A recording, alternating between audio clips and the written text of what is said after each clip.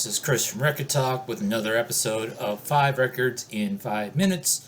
So last week we did some John Cougar Mellencamp. This week we're going to do some Neil Young, sometimes with Crazy Horse and sometimes without Crazy Horse.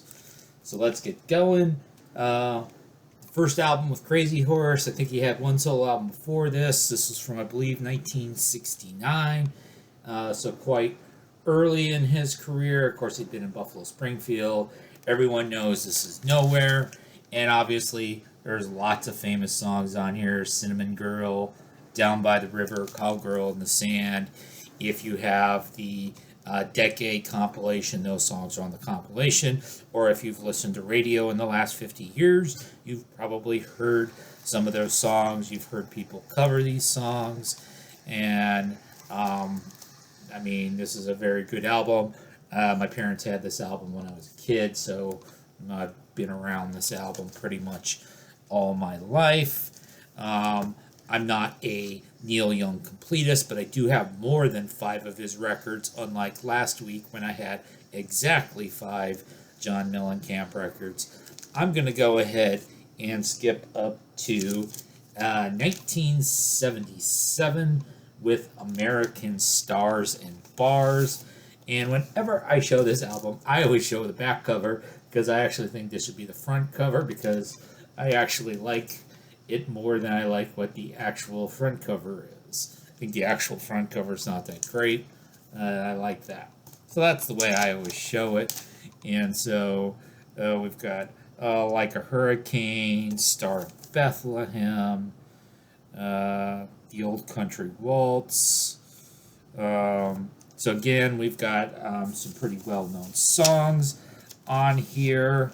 And so American Stars and Bars kind of representing sort of the mid to late 1970s in terms of his career.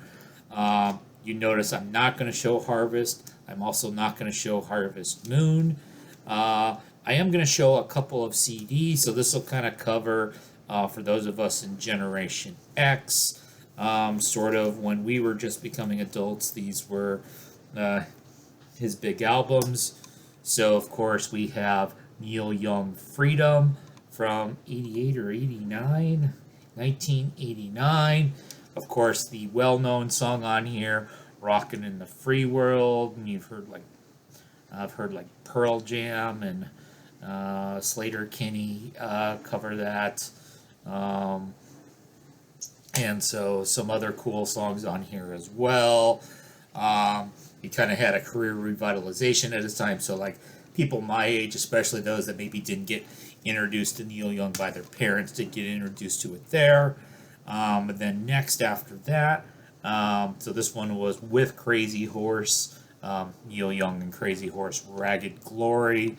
So some of the cool songs on here, you've got Punctuation It Up, Fucking Up, Over and Over, Love to Burn.